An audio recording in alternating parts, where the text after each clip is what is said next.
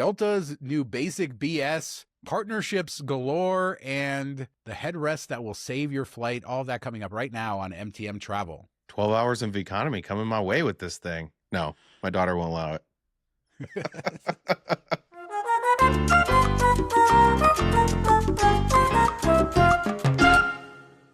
So happy Tuesday, Mark.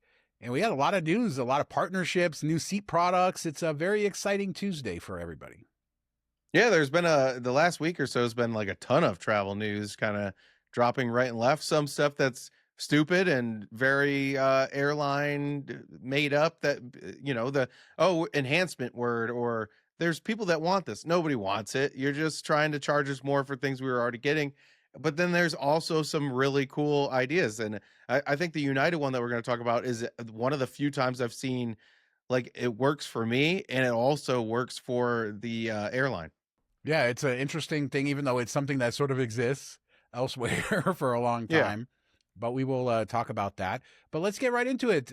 This is not so innovative, but Hilton is partnering with Explora Cruises. This is the first of the partnerships. We have several partnerships we're going to talk about in this show. So this is the show of partnerships.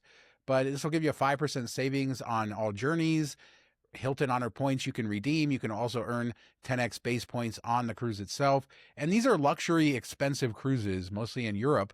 And I mean, I don't know if this moves the needle, but if you're a fancy person, you can earn more Hilton points. Yeah, they look really gorgeous. Like I spent some time digging into it a little bit just to see, kind of how it worked and everything. And they are, you can find like 4-night cruises for, I don't know, $2,000 to $3,000 per person. So not cheap, like you said. I think the low end that I saw on the calendar was like $4,500 or $4,200 for two people for a 4-night cruise, like from Spain to France or something like that. So not the best deal, but I was like, hey, we can't really redeem points for cruises these days unless you use, to wipe it off like a Venture X or something like that. There was Virgin that was a really good deal for a while, and now it's kind of insane points. But this Hilton option, figured it would be a bad redemption. It is technically, but you get 0.2 of a cent per point. So that's probably about half of what people value it for Hilton hotels. I think people have dropped that down to like 0.004 cents per point, and this you're getting 0.002. So but there are people that are sitting on like millions and millions of Hilton points, and maybe you're like, I've always wanted to do a Mediterranean cruise. They're so expensive, can't afford it. I really want to go baller style, and you burn a couple million points on this. I guess, if you say so. I guess there are people who have. I don't know about that. But you do get benefits on board as well. And so depending on your status with Hilton, then you will get stuff like welcome gift, other stuff. So I'll throw up on screen exactly what you get with each of the levels of Hilton's program. I think these partnerships are good, though. They've definitely become more robust, I think, over the years as we've seen more companies partner up and the status back and forth. And this is a little bit of a strange one, like not a huge cruise line, not a mainline cruise line, but it also is a good fit with Hilton's brand. Yeah, I think that it's good if you were going to book one of these anyways. It's cool to get the extra perks and the extra points. And the other kind of good thing is it's points and money eligible. So similar to like if you don't have enough points to book a Hilton hotel, they'll wipe off some of the charges, you pay the difference.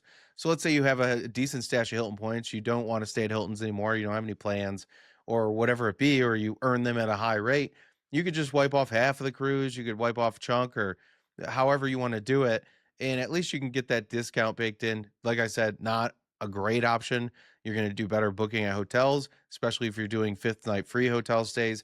That's where you really do it. But as they start to push the top end of Hilton more and more, like we're talking 250,000 points a night for some of the hotels that people really want to shoot for.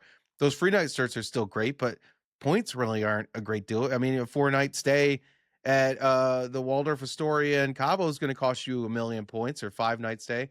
2 million for a cruise where it's all inclusive. We're not talking like a huge difference here, I don't think. So our next story, I have to start it by saying, yeah, basic. But if you ever wanted to fly in a premium seat, but you wanted Kristen Bell to come and tell you that you're basic, then Delta has the product for you. Following United's basic first class and premium products, Delta is now launching that as well. No seat selection, reduced check bag allowance, less miles earned, no complimentary or paid upgrades, no same-day confirmed or same-day standby travel changes. There's a fee for changing things, all that sort of stuff, all the perks, but you get the better seat. And the problem is with this is I think that they're going to charge the same amount of money that they used to charge for this lower product. And then what we used to get for free will be more. Yeah, that's what we saw with basic economy, kind of. I mean, it just seemed like that was the new starting point that was the same as the old starting point, and then you had to pay more for the bells and whistles. And it was even worse for people that had status, because a lot of the airlines didn't include status with basic. Some did, and then they started to pull that more and more away. So this is just another way to charge more for the things that you thought you'd get for first class. Like, nobody's booking Delta One and being like, nah, I don't want any of the frills. Like, I just want a seat to lie down. Are they not going to include drinks and food next? I don't understand. Yeah, the premium food experience that you got to pay for. I think it is so cheap. I've had a few airlines over the years. I think British Airways famously doesn't allow you to select seats for free, but there are other ones in just business class tickets. And that is such a low market. It's just a low rent thing. It doesn't make sense. But I guess, in their case, they want to sell these tickets and they can sell seats for less and bundle less. But you know who did this first? Spirit Airlines. They were so ahead of their time with the big front seat, selling just the seat and everything else decoupled. Yeah. And rest in peace. Yeah, I mean, if this was like half off or of a Delta One or a substantial, let's say the flight was $3,500 and this is $2,000, I could see it being a thing. But it's going to be like a couple $100 difference or like 40,000 miles, something like that, and it's not going to be enough to really nudge it. It's just a way for them to jack up the prices on the other stuff that you're used to booking. Well, let's talk United for a second, Mark. And this is the first of our new product stories today. So excited about this, some innovation in the space. United on their new 321 XLRs is implementing a new feature or a new type of seat, or something that you probably have seen if you've flown in Europe, but a blocked middle seat with its own table. I think it's only going to have one row, and I believe this is because of the flight attendant number required. This allows them to have less flight attendants, so this actually saves them money to put the seat empty, and then they're able to sell it. This is very much like European business class, if people have done that, and it looks good, and there is a huge difference to having that. And of course, we should mention Frontier has implemented this recently with their products, so the low-cost carrier is well ahead of their time. Yeah, but they don't have the tray in the middle, do they? In Frontier, they just don't have anybody sitting there. Is that how it's set up? I think on some planes they install the tray. I do think the plan is to have the tray everywhere. People can correct me if I'm wrong, but I believe it will be that. But on the planes where it doesn't have that, then yes, the seat is just empty. Yeah, and I think that's the same in Europe. Some of them don't have it, some of them do. I do think that adds something to have that extra space, especially if you're trying to work on the flight, having a place to set your drink. And that's what I like about a normal business class seat is you can have your tray out with your computer on it, and then you still have that slide out portion to put a drink on, or there's just on the armrest, there's another place to put it. But the biggest reason to fly, at least for me, especially domestically, to fly business or first, whatever you want to call it for domestic, is to not have someone rubbing shoulders with you. So you want that extra space. And if this is a significant discount, then I would book this over business. Yeah, you'll probably get a little bit better service. You'll get better food. I don't care. We talked about United's food in first a couple weeks ago when Benji got his cornflakes. So it's not worth going out of your way for. Drink service, push the call button, get a second drink. They're not going to come around proactively, but you still get the drinks included. You get that space. And if we're talking, let's say first is 25,000 miles and this is 15, I'm going to book this. If you can find, and those might be pie in the sky prices there, but I would totally take the downgrade, but I still have that space where I'm not right next to someone. I have room to work, all the things I really want. The seat isn't as comfortable, but if we're talking less than a 5-hour flight, it's not a big deal. Yeah, I've had some thoughts about this over the years where I've had flights where I have an empty middle seat with extra legroom, like main cabin extra, something like that, a few extra inches of legroom. And I've thought that that's just as comfortable or more comfortable than first class. And that's a lot because of the seats in first class. Let's not forget that the seats in first class domestically are not as nice as they used to be. They tout all these fancy things, but they've taken away the padding. They've made them smaller. The separation between cabins is different. It's just not the same experience. And you are still, like you say, rubbing shoulders with the person next to you. And it's not like there's a ton of space. I mean, yeah, it's comfortable, but being with an empty middle, Yeah, like for working, I would take an empty middle seat all day long with the extra legroom over first class for working. So yeah, I could see this. It's only one row though. That's the problem. Yeah, and that's because that's the smart thing. The one row, they only need to get 2 seats out to have one less flight attendant. So they're going to probably make up the price difference from selling the middle by selling the special one row. The 4 seats that they can sell will probably make up the difference of the two they can't. And then they're saving all that money on flight attendants. Yeah, that's a negative for the flight attendant union, one less job per flight. But I think that they've been so short staffed going, back to COVID times when a lot of people retired and things, and they just don't have that pipeline, that this kind of, if they rolled out to enough planes, this kind of helps. It might be a tougher job to work while you're on the plane, but you might have to do less routes. You might have to do less back-to-backs. You might be like forced to do less things. You have to work a little bit more. I think it is like a true win-win, which you don't really see in the airline industry. Like, smart on their part for saving costs and offering customers something else that they might really value. Well, we have another win-win, Mark, in the travel space, 2 in a row, and it has to do with equipment on an airplane, and that is the UDream headrest from Emirates that they released this week, and it is rolling out to all their planes. And I think 1 Mile at a Time had a story on it. They put out a press release, but I think that they talked about having it in all their planes by the end of the year. So they really are going to retrofit quickly. And when you start watching this video on YouTube of it, it looks just like a regular sort of headrest, although it's more robust, maybe a bit taller than a normal headrest. But you're like, okay, what's going on here? And then it folds over, and you're like, wow, why didn't anybody think of this before? Yeah, the worst thing about flying economy is trying to sleep sitting up. Some people can do it fine, others can't.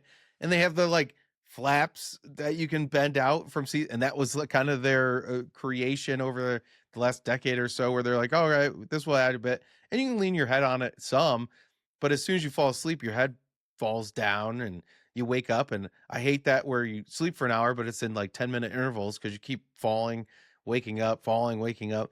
And hopefully this will help some. It seems like it would be a lot better thing, and it would just be a good situation. And maybe people will be willing to fly economy longer and will search out Emirates just for this. The question is, how well do they clean them? Yeah, that's a good point. Yeah, you got more parts of your face now exposed, Yeah. How much and you're drool going is to on want that. there? Yeah, you're going to want that So maybe sanitize yourself, which you Yeah. probably should do. Shout out to our buddy Dave, who sanitizes every seat that he gets on. Jasmine does too. She's that good motherly, so I don't have to worry about it. But probably not a bad idea, because all those planes, you think about what gets clean and stuff like that, but you're on those planes, those domestic planes, they're turning them in like 30 minutes. Nobody's wiping down anything, so you should always do that for yourself. But I predict that this is going to roll out everywhere. It should. I don't know who owns the patent for this, if it's Emirates, or I think it's one of the technology companies that make seats and stuff. But hopefully we see this on planes everywhere, and it's a good reminder maybe that there's more innovation to come. Just when we think about, Ben makes a good point about how the economics of seats and how much space they're willing to put anywhere in the geometry. We've really seen them, figure out the geometry of airplanes and how they can, especially with business class, fold in seats on top of each other. So that's a very mature thing now. But he says that Emirates has hinted at maybe making a taller economy seat that allows them to do other things. I think that's the staggered seating. I don't know what we'll see next, but who would have thought of it? It's Double basically decker. taking one of those, yeah, or like Ryanair's standing seats that they've always talked about, which I think will be fine for a 45-minute flight if it was Yeah. $5 or something. But I don't think that'll come either. Yeah, it's fun. It's exciting to see some innovation, just if it's a headrest. I don't know. Maybe I am way too much a travel nerd. Yeah, and I hope it rolls out to more. Think that'd be great. I definitely would fly to Europe from here, like East Coast to Europe on economy overnight if I had that headrest, and it is as comfortable as I assume it will be. Like I can get 3 hours of sleep using that, and then not be a complete zombie when we land. So I think that would open up a whole lot. I mean, we've talked about how finding awards has been so difficult lately, and business class and all that stuff. No matter where you're going, it's just like everybody has miles. Everybody, and they're gatekeeping a bit more. They're not releasing as much to partners.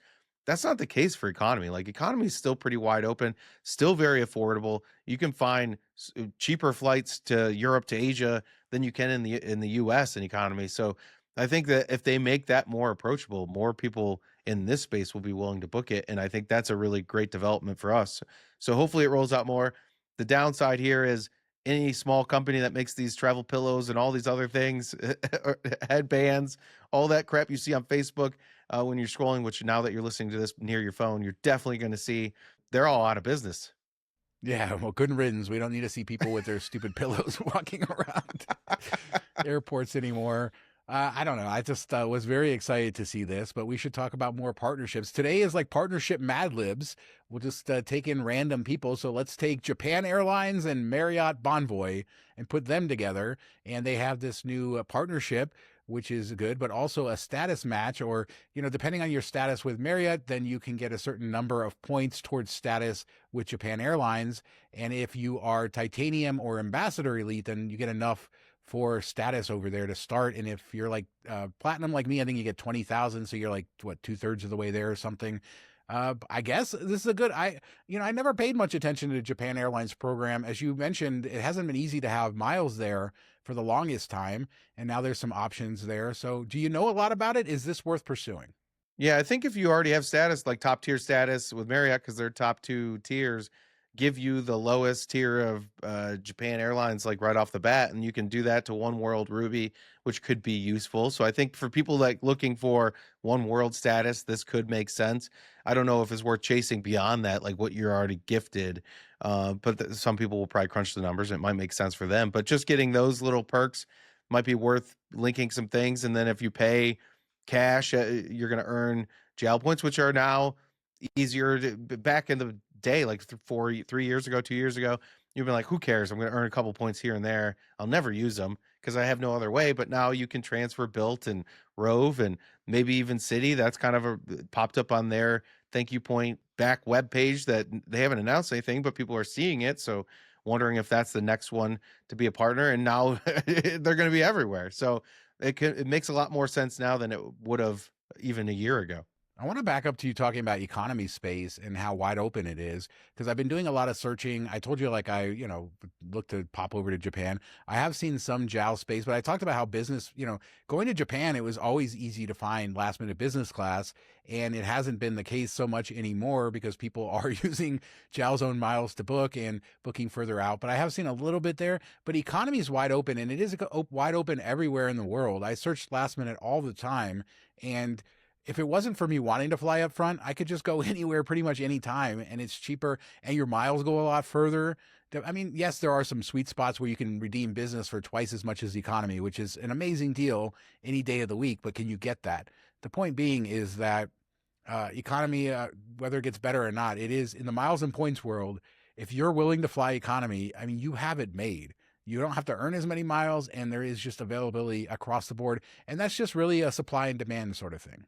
I mean, like I said, if you're on the East Coast going to, let's say, London or Paris, it's not a long flight. We're talking 5-6 hours to, I think, from New York to London, maybe a little bit longer than that, but that's not bad. And you can even do that one daytime. So if I could hop on that daytime flight, I would fly economy. And then if I have this headrest, I can take a little snoozer. So I think that's exciting. Hopefully they continue to put the padding, like bring back some of the padding. I forgot to mention that when you're talking about like it's not as luxurious. Do you get all excited when you see a U.S. Airways Airlines flight? Yeah, with the big padded seats, the big bulky. Yeah. Are they still around? I haven't been. Yeah, I haven't been on one. I think so. I think so. I actually think like the seats on the small puddle jumpers, they still have those like gray big puffy seats that are really comfortable. I mean, the cabin's so tight, like the 2-1 setup is so small, but those seats are like an old leather couch that you just kind of sit in and folds into you. Yeah, I think the old U.S. Airways seats, if I remember right, though, the seat in front of you reclined heavily into your space. Yeah. And that kind of sucked about that product. But man, I mean, I feel like U.S. Airways, American, the early days of the merger, I was like flying in first class a lot. And that was sort of interesting to see all the different products. It's really hard when you have a big airline like this to sort of standardize it. But American, they've all done it. They've all redone their first class over the last 5-10 years. And every single one of those seats, whether it's Delta, well, I haven't flown Delta in a while, but I'm going to say from the pictures, it's Delta, United, American, all of them. They're hard as hell. There's no padding. Yeah. This is first class. Like my butt hurts after like an hour. Yeah, they're definitely thinner. And I mean, they look sleeker. They look more modern and nice, but it's not as comfy like your grandpa's old recliner type of setup that you were kind of used to back in the day. But man, there's just so many good promos with US. Remember like the Play Pro, whatever it was, where you do these different things, you get tons of miles. It was such a cool program. I wish that would have cannibalized American versus the other way around a bit, but we've talked about in the last couple of weeks how Americans award space and the pricing is so much better than the other two. So they've done well there, I think. Yeah, and US Airways bought American but took on the name and it just became this new airline. And I would say that the new airline, and we're over 10 years into this, whatever, maybe 12 years into, I don't know. It's been a long time now. It's a very different thing and people love to hate it. And it's the biggest airline in the world. And it's been interesting to see that. But yeah, I hate those seats.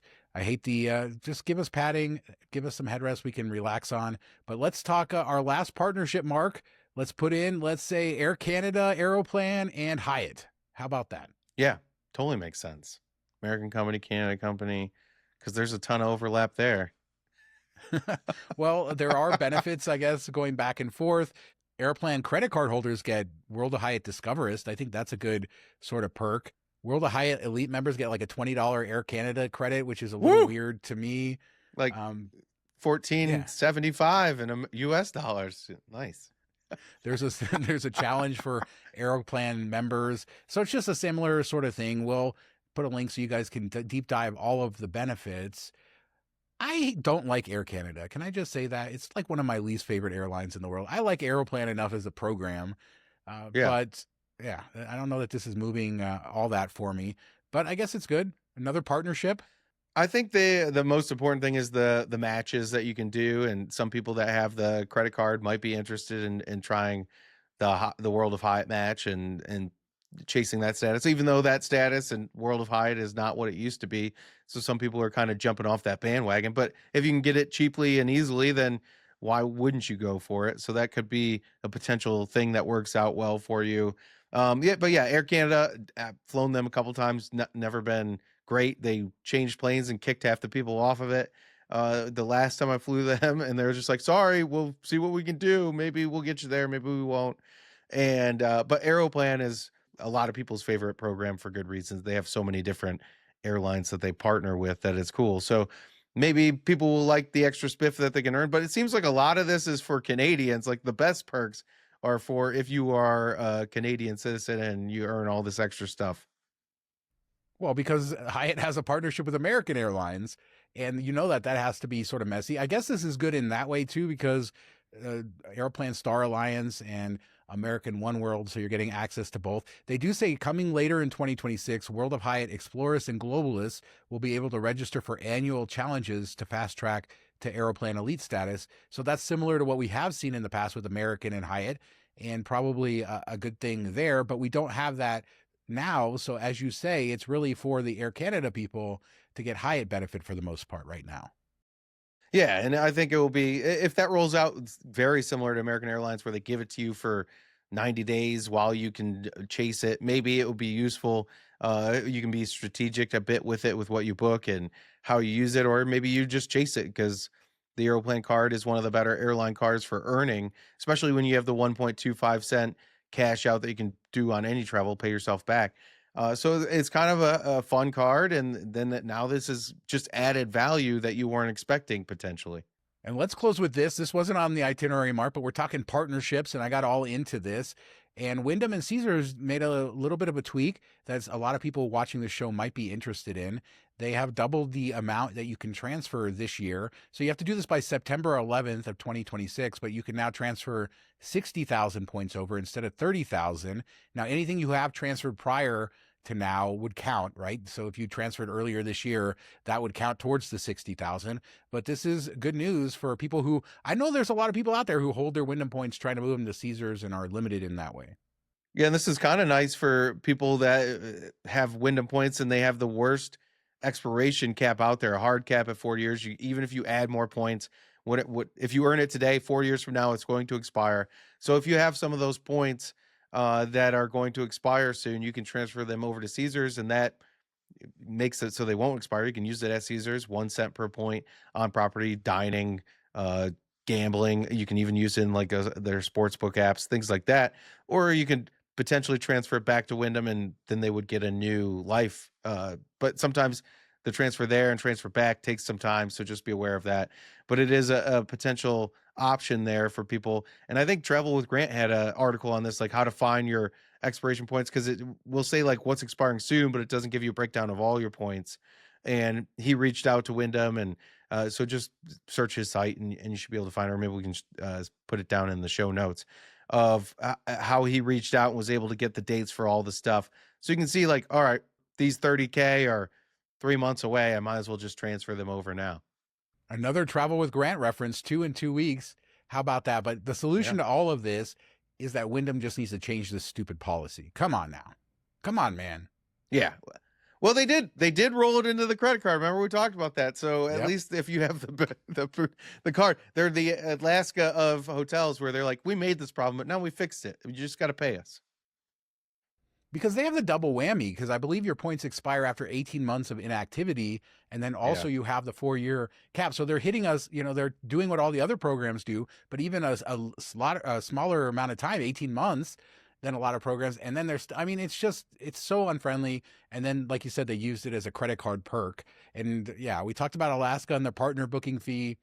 I don't like when you create a thing and then you create a perk to offset the thing that you created. It's just uncompetitive. I don't know. Corporate genius. That's what it is. Bean Counter Award of the Year goes to the person who figured this out. But yeah, transfer them over. Caesars, good value if you like Vegas. And we do like Vegas, so you could go do that. But let us know what you guys think about anything we talked about in this show. All the new partnerships. But I'm excited to talk about the blocked empty seat on United and then that headrest. I don't know why. When I saw this, I got so excited. I mean, it just flips down. Like I said, how come nobody ever thought of this before? But will that make you excited for economy? Leave a comment. We do 2 shows a week. On Thursday, we'll be back with a ton of Miles and Points news. Thank you so much for watching. Talk to you next time. He says we love Vegas and then doesn't even promote the Vegas show. It's on YouTube too. Miles to Memories. Watch the Vegas show 2 to 3 times a week. Thanks, everybody. Have a great week.